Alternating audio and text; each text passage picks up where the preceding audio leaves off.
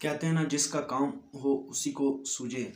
फैसलाबाद का एक सहाफ़ी जो फहाशी के अड्डे को बेनकाब करने के लिए निकला, लेकिन अपनी ही बीवी से हाथ धो बैठा।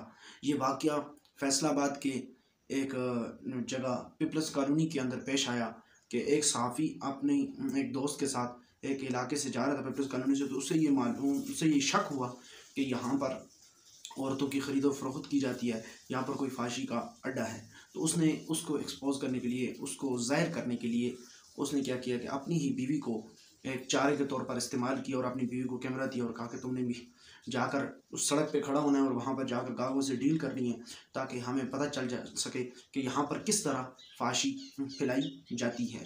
तो जब उसने अपने एक दोस्त का DSLR कैमरा देकर अपनी बीवी को सड़क पर खड़ा कर दिया और खड़ा करने के बाद वहाँ पर जो गाते रहे और वो थोड़ी देर पीछे हटा, तो उसने कहा चलो मैं भी इस चीज़ को अपने कैमरे के अंदर रिकॉर्ड कर लूँ। थोड़ी ही देर बाद जब वो उस जगह पर पहुँचा जहाँ पर उसने अपनी बीवी को खड़ा किया था, तो उसकी बीवी वहाँ पर मौजूद नहीं थी।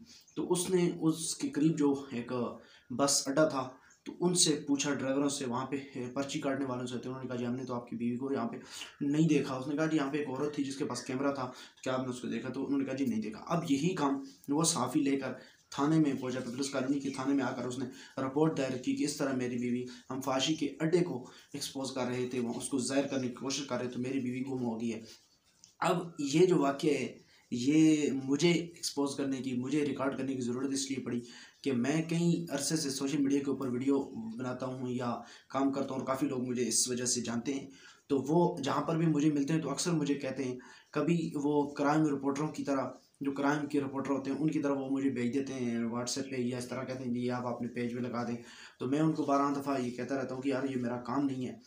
अब जिस तरह इस सहाफ़ी का ये काम नहीं था, ये काम जिसका काम था, पुलिस का काम था, वो पुलिस से करता, तो उसको पुलिस का काम उसने खुद करने की कोशिश की, तो अपनी बीवी से भी हाथ धो बैठा। जिस SHO, जिस मुहर्रिर ने वो दरख्वास्त लिखी, वो भी हैरान रह गया कि यार ऐसा कैसे हो सकता है कि एक शख्स दूसरे को बेनकाब करने की कोशिश करने के लिए अपनी ही बीवी से हाथ धो बैठता है। तो इसके अलावा मेरे एक और दोस्त हैं जो परसों में वापस आ रहा था, तो उन्होंने मुझे ये राय दी थी, कहने लगे कि आप सोशल मीडिया पर इतना काम करते हैं, तो आप ये इलाके की रिपोर्टिंग या इस तरह का ये जो इलाके के अंदर खुराफात हो रही हैं, तो ये आप सामने लाएं। तो मैंने उनसे भी कहा था, और उसके अलावा भी बहुत सारे दोस्त व्हाट्सएप के ऊपर, इस तरह मैसेंजर के ऊपर और बहुत सारी जगहों पे मुझे ये पोस्ट करते रहते हैं। जब मिलते हैं तो मुझे तब भी ये कहते रहते हैं कि आप इस तरह का काम करें, हालांकि मेरा चैनल या मेरा पेज भी इस तरह का नहीं है। तो इसलिए जिसका काम हो उसी को वो सूझे। आप जो काम आप कर सकते हैं आप वही काम करें। आप अगर दूसरे के काम के अंदर टांग अड़ाएंगे तो इसी तरह होगा जिस तरह इस सहाफ़ी के साथ ये हुआ कि अपनी बीवी से हाथ धो बैठा। ये वाक़या फैसलाबाद पीपल्स कॉलोनी का है। और ये अगर ये काम पुलिस करता तो पुलिस ने पहले एक दफ़ा भी ये हुआ कि काशान नाम के एक शख्स की बेटी को अगवा कर लिया गया और उसके साथ ज़्यादती की गई, और उसके बाद उसके साथ ये शर्त रखी गई कि आप एक और लड़की को लेके आएँ, तो उसके बाद आपकी बेटी को रिहा किया जाएगा। अब जब ये काम हुआ तो वो शख्स थाने के अंदर आया, तो थाने के एक SHO ने चारे के लिए अपनी बेटी पेश की, और जब बेटी को लेकर वो वहाँ पर पहुँचे तो उसने उसकी बेटी को छोड़ा, लेकिन पुलिस को उस ठिकाने का पता चल गया। पुलिस ने वहाँ पर रेड की और उस शख्स को गिरफ्तार कर लिया गया, जिसके बाद सदर आरिफ अलवी ने उसे अवार्ड भी दिया, उस कंस्टेबल, उस SHO को अवार्ड भी दिया, वो मैं आपको दिखाऊंगा। तो ये इसीलिए कहते हैं जिसका काम हो उसी को सूझे। तो इसलिए आप मुझे बार बार फोर्स ना किया करें कि आप इस तरह की क्राइम अपने पेज पे लगाएं या इस तरह की ये पोस्ट लगाएं, ये पोस्ट लगाएं, क्योंकि मेरा काम ये है नहीं है। ना ही मैंने आज तक किसी भी इलाके की कोई क्राइम रिपोर्टर की तरह या किसी तरह की लगाई, ना ही मेरा ऐसा सोशल मीडिया के ऊपर काम है। अब जो काम मैं करता हूँ वो काम और क्राइम रिपोर्टर में ज़मीन आसमान का फ़र्क है। अब जिस तरह एक सहाफ़ी है, एक सहाफ़ी का और काम है, एक पुलिस वाले का और काम है, एक होटल वाले का और काम है, एक स्कूल टीचर का और काम है।